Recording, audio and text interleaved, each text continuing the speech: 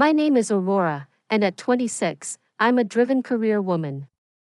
Currently, I share a home with my husband, Marcus. Lately, I've been contemplating starting a family soon, but Marcus believes we should first focus on building a house and settling down before considering children.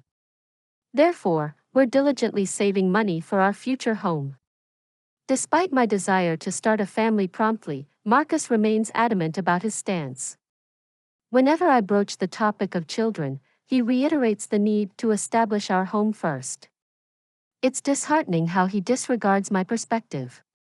I resign myself to the idea that I must work harder to contribute to our savings.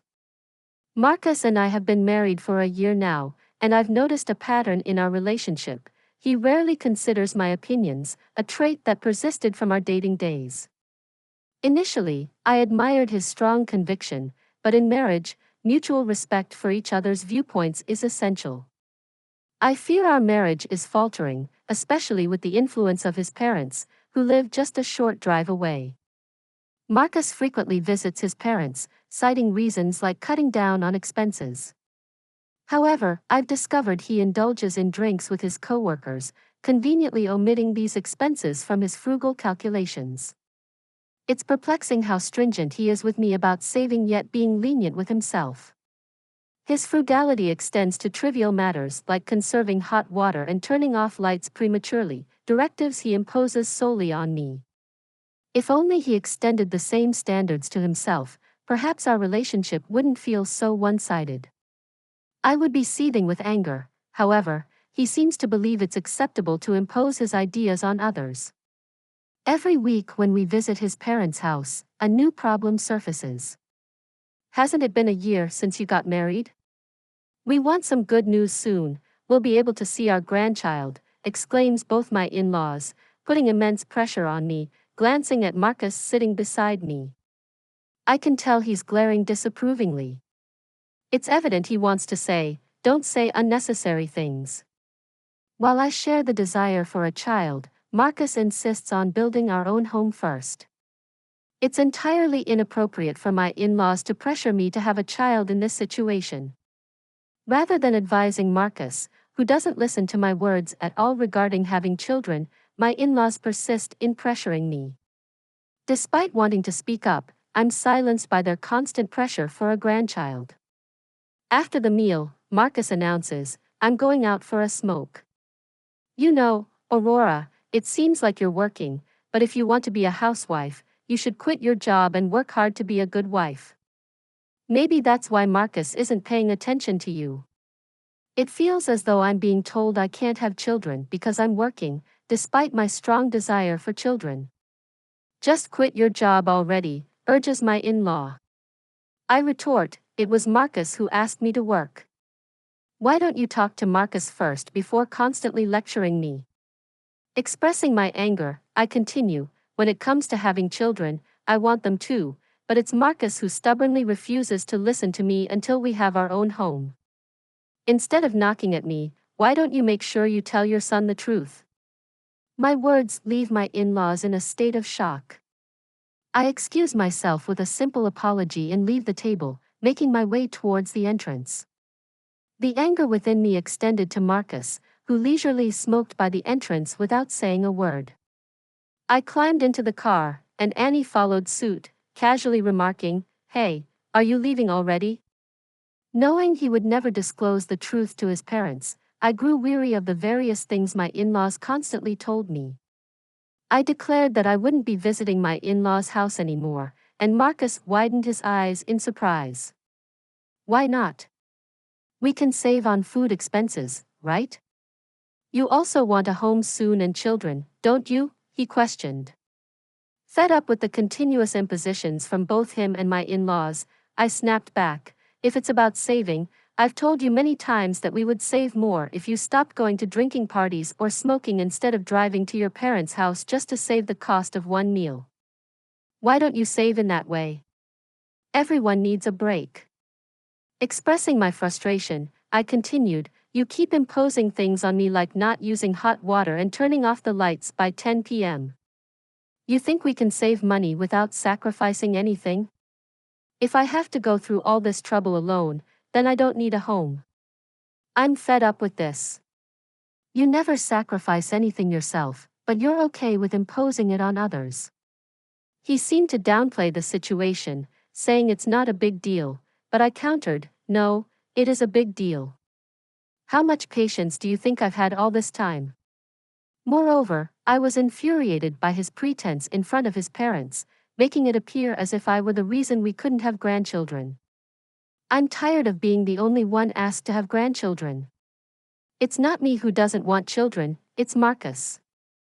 I've been saying it for a long time. I want children soon, so please stop being so angry.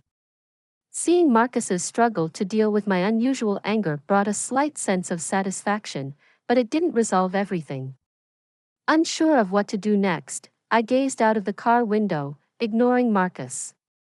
A turning point for us came a month later when one of my relatives, my father's brother, passed away.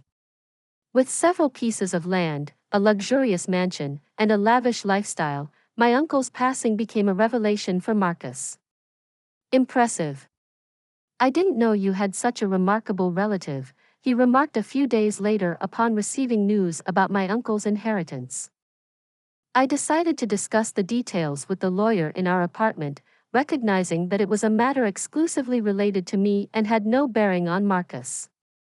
I politely asked him to leave the room, especially since he seemed uneasy about the concept of inheritance. I wanted to spare him any potential trouble that could arise if he got involved. After about 3 hours of listening to the lawyer explain the intricacies of the inheritance, I thanked him and asked him to leave. However, to my surprise, Marcus, who had been at home earlier, was nowhere to be found. Assuming he had probably stepped out to avoid interrupting my conversation with the lawyer, I started preparing dinner. Little did I know, 3 months later, Marcus approached me, expressing, "There's something I want to show you," and took me for a drive. Excitement welled up as we entered a residential area, but my confusion grew when the car parked in front of a certain house. Marcus then pressed the intercom, and my in-laws emerged from inside. However, it was evident that this house was not their home. "You finally made it. When are you and Aurora moving over here?" "We're thinking of moving in by the end of this month," announced my father-in-law. He continued, blaming me for being a selfish daughter-in-law and accused me of always shifting the responsibility for having children onto Marcus. I shot a disapproving glare at Marcus, bewildered as to why he brought me here when I had clearly stated I wouldn't visit my in-laws anymore. Searching for an explanation, I questioned him, and he simply shrugged, stating, "Don't get so angry. If we live together, we can bridge the gap between you and my mom. Besides, this will be our new home from now on, so you should cooperate on the children issue as well." His revelation left me in disbelief. I hadn't agreed to living with them, especially after explicitly stating that I wouldn't go to my in-laws' house anymore. The situation was further complicated by the nature of the house. As Marcus disclosed, it's a two-family house. My plan was always for us to live with my parents eventually, so what's the problem with living in a two-family house now? The question lingered in the air as I mulled over the situation. Living in a two-family house seemed to be a significant issue, especially when considering our savings. According to our financial situation, building such a splendid new house was seemingly impossible. I couldn't fathom how Marcus managed it. "My dad and I chipped in the money, so our savings are empty, but it's fine, right?" Marcus casually mentioned. His nonchalant attitude perplexed me. He continued, "I heard your uncle's inheritance was worth $690,000, so if he used that money to repay us for the cost of the two-family house, it should be fine, huh?" I was taken aback. The idea that he believed my inheritance should be used to fund the house without my consent baffled me. Even if I were to inherit the money, how I used it should be my decision, not his. Frustrated by my rejection of their proposal, Marcus reached into his bag and pulled out a pre-filled divorce form with his name on it. "Your money is our money. If you don't like living together, then let's get a divorce," he declared. I took the divorce form from his hand, expressing, "Fine. If living together is the alternative, then divorce is the better choice." Firmly placing the divorce form into my bag, I turned my back on him and my in-laws, who looked stunned. Ignoring their reactions, I continued, "By the way, I renounced my uncle's inheritance." Marcus froze with a bewildered expression. Without waiting for a response, I took a bus and headed home to our apartment. Upon arrival, I promptly filled in my name on the divorce form, which already had Marcus's name on it. I then submitted the divorce papers and immediately purchased cardboard boxes at a home improvement store to start preparing for the move. Recognizing that I couldn't handle the move alone, I hired a moving company. Fortunately, it turned out that not many moves were happening during this season, allowing for a quick relocation. As I packed for the move, a commotion outside the front door indicated Marcus's return. I had the chain lock on, and I addressed him, "Sorry, I had the chain lock on. I don't know what you might do when you're so angry. Besides, I need to finish packing for the move. Could you stay at your parents' house for a few days?" "I won't accept a divorce," Marcus declared, widening my eyes in surprise. I reminded him, "But you handed me the divorce form, didn't you? If you sign the divorce papers, that means you agree to the divorce, you know." Astonished, I questioned whether he truly understood the implications of what he had done. He frowned, appearing frustrated, but quickly changed the subject. "Why would you give up on a $690,000 inheritance? Normally, you'd inherit it," he questioned. It seemed he had overheard some details about the inheritance but hadn't grasped the full story, likely after learning about the $690,000 inheritance. He had rushed to my in-laws, and they impulsively purchased the two-family house without considering the consequences. I explained, the inheritance discussion came to me because there wasn't anyone else to inherit it. My uncle had 3 sons, 2 daughters, a wife, and grandchildren. However, all of them renounced the inheritance, so it ended up coming to me. My uncle did have $690,000, but he had to demolish his mansion, spend a lot on maintaining his land, and had plenty of debt.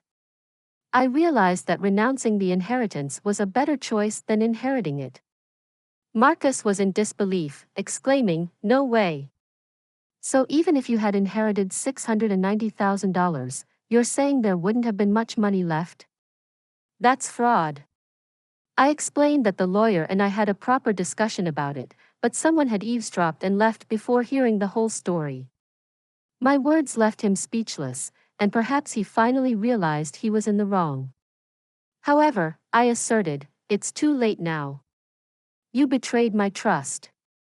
We've already filed for divorce, and you and I are no longer a couple. Why are you simply saying you don't want to divorce now? If you truly didn't want to divorce, you should have followed me right away when I left, shouldn't you?" I reminded him of the consequences of his actions, emphasizing that his mother's opinion about the divorce didn't change the fact that he and his father had invested in the two-family house. His mother's lack of experience with work didn't allow her to fully appreciate the value of money. I sighed, realizing it wasn't my role to listen to his complaints about his parents. If we were still a married couple, I might have entertained the conversation. However, I reminded him, "You haven't submitted the divorce papers yet, have you?" He pleaded, "If you do it now, we can still be a couple. Please, let's live together in that two-family house." I'd already submitted the divorce papers, so it's pointless now, I replied. His expression slumped in front of the apartment door, appearing bewildered and lost. While I believed he brought this upon himself, I couldn't let him linger outside forever. Briefly considering sending him away, I realized I had no time to waste, so I continued with my preparations for the move. After a while, he was gone, and I proceeded with the move. Informing my workplace about the divorce, especially since my boss had acted as our mediator, felt obligated to apologize for the divorce. I'd also shared the news with my coworkers who had been invited to our wedding. During lunch break, Unexpectedly, he burst into my department in front of my coworkers, claiming, "It's absurd that you're talking about the divorce. I wish you hadn't mentioned it." He disclosed the situation in his department, assuming I had inherited an estate and suggested buying a two-family house. When faced with the choice between divorce or living together, I chose divorce. Consequently, he found himself being avoided by everyone. I even received sympathy from colleagues. Eventually, he quit his job. During this time, a male colleague confessed to me, saying, "I've actually liked you for a long time. I hope to build a home where we can communicate as a couple and work things out together." Thank you for being with us and listening until the end. If you found it interesting, please subscribe, give us a like, and leave your comments. We'll see you on the Retaliation Realm channel.